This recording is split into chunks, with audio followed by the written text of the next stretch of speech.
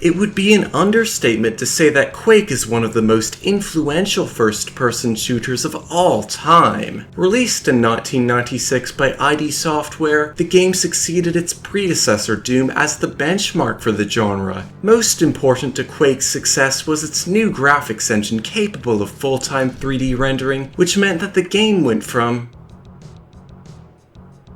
to this.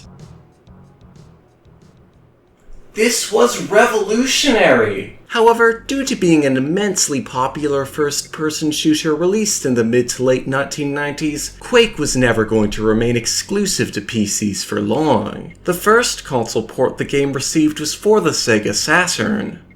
The first successful console port the game received was for the Nintendo 64 in 1998, with development being handled by Midway. Many shooters during this time period could be found on the N64, as the system's power outweighed the storage limitations brought about by its use of cartridges, while its analog joystick allowed for far more precise control. So, with all of that competition in mind, what sets Quake on Nintendo 64 apart from other first-person shooters on the system? The two game modes here are the single-player campaign and a deathmatch mode which I can't play due to only having one controller, so it's on to the single-player. The campaign starts out with Slipgate Complex, a fairly simple level designed to teach new players the gameplay mechanics. The enemies here are also relatively easy, with the only ones encountered being grunts and Rottweilers. Grunts, as the name would suggest, are low-level enemy soldiers armed with shotguns, whereas Rottweilers are zombified attack dogs. However, halfway through the level, things really start to get complicated as you enter a staircase. Sound simple? Well, it's not. You see, the game requires you to look up and down. To do this, you need to hold down the right bumper, and even then the direction you're looking in is inverted compared to most shooters. I get that they couldn't just use the C buttons for movement, as the down button is used for jumping, but wait a minute, they could have just used the right bumper to jump. Then you could use the C buttons to move forwards and backwards, and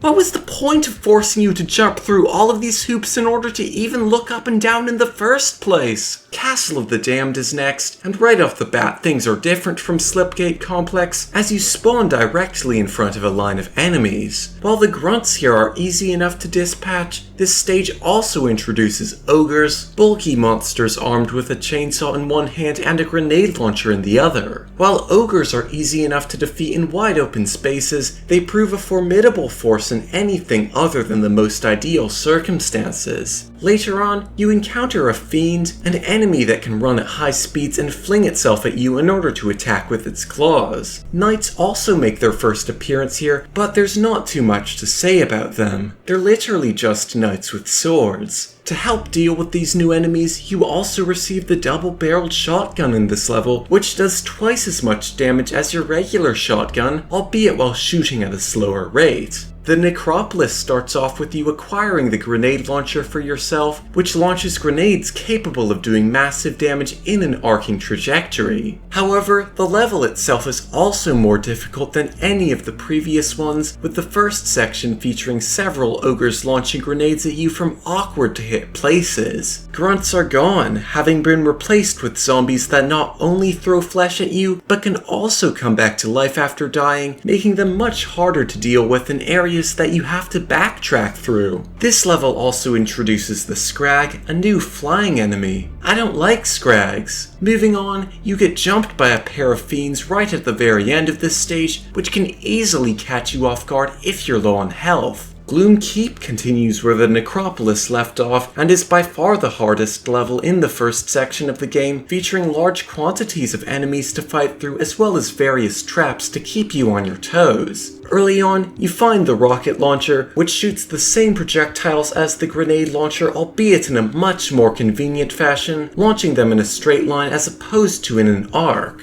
Near the end of the level, you have to fight a Shambler, a towering beast capable of both swinging at you with its claws as well as shooting at you from a distance with a beam of energy. The door to Kithlon is the 6th level here, and while it isn't as difficult as Gloom Keep, it still features a number of new additions to keep things interesting. In the first half of the level, you need to open up a sequence of rooms in order to progress, whereas the second half of the level sees you having to dodge moving spikes. This stage leads directly into the House of Chthon, the 7th level and first boss fight of the game, where you face off against the gargantuan monster Chthon. To defeat it, you need to deploy 2 timed electrical terminals, and then hold down a button halfway across the room to zap it before the terminals retract back into the ceiling. While this sounds simple on paper, you need to be careful not to slip and fall while making your way between terminals, a task made all of the more challenging by Chthon's constant attacks. After this, a short cutscene plays displaying a dialogue sequence.